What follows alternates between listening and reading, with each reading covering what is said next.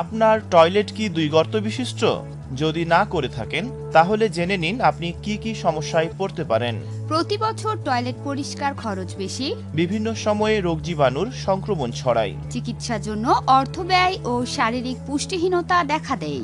সঠিক চিকিৎসা না হলে অঙ্গহানি বা দীর্ঘমেয়াদী রোগে আক্রান্ত হবার সম্ভাবনা রয়েছে।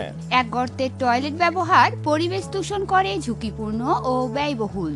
এসব থেকে রক্ষা পেতে আজই তৈরি করে ব্যবহার করুন উন্নত ও স্বাস্থ্যসম্মত 2 গর্ত বিশিষ্ট টয়লেট।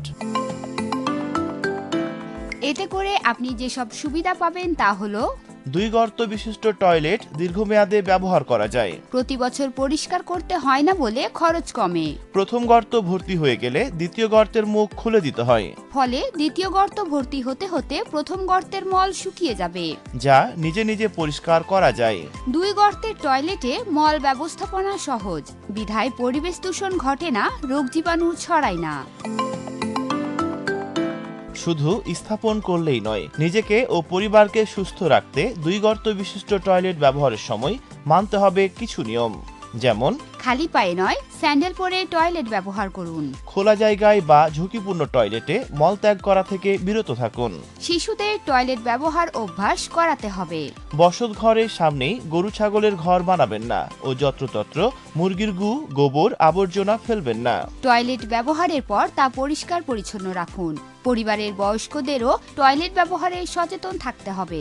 বাড়ির ময়লা পানি স্বাস্থ্যসম্মতভাবে নিষ্কাশন করতে হবে।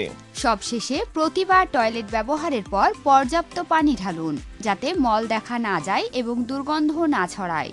মনে রাখবেন, যে টয়লেটে মল দেখা যায় না, দুর্গন্ধ বের হয় না, মশা মাছি ঢুকতে পারে না এবং পরিবেশকে দূষিত করে না, সেটিই হলো স্বাস্থ্যসম্মত টয়লেট।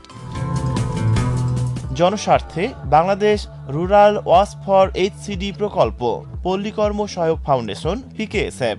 প্রচারে রেডিও মহানন্দা ৯৮.৮ FM।